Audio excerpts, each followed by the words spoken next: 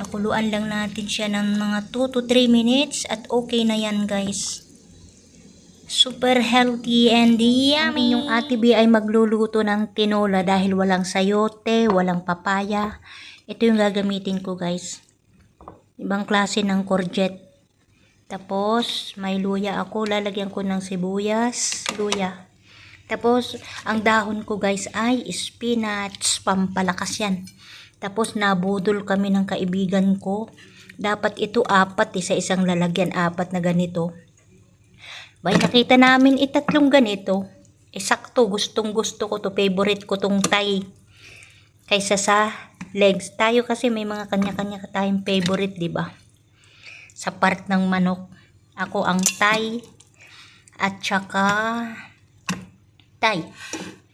Hindi ko totally love to. Ito talaga Thai. Yan ang aking ingredients for today's video. Mainit ang ating mantika. Ilalagay na natin ang ating ginger.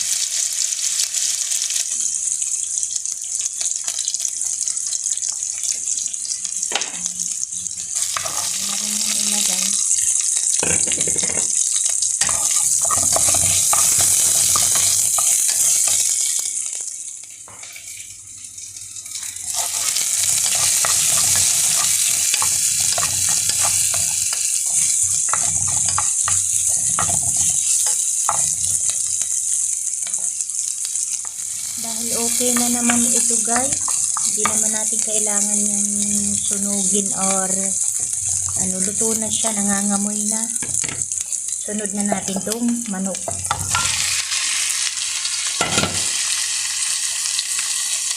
Huwag muna natin isasangkot sa muna natin yan bago natin lagyan ng tubig. Dahil medyo okay na siya, okay na yung niya.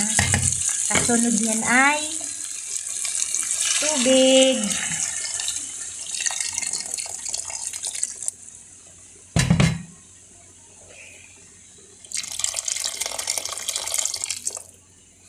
Guys, pakukuluan muna natin yan dyan siya. Kulo. Tapos mga siguro 10 minutes na kulo or 15, ganyan. Then, saka natin to. Ito muna. Ito ang pinakalas. Yung 2 minutes before or 3 minutes before napapatayin mo yung gasol or itong lutuan. Yan. Ito last. Mauna to. Kapag nagtitinola ako, tinatanggalan ko talaga ng ibabaw yan pag kumukulo. Kaya bantayan nyo kapag kumukulo. Kasi yan yung dugo yan ng manok. Mas maganda alisin natin yan.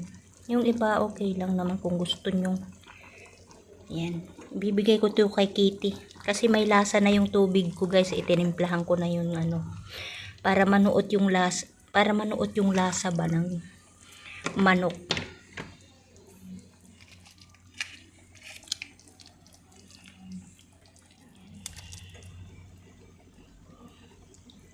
Lagay na natin yung ating courgette.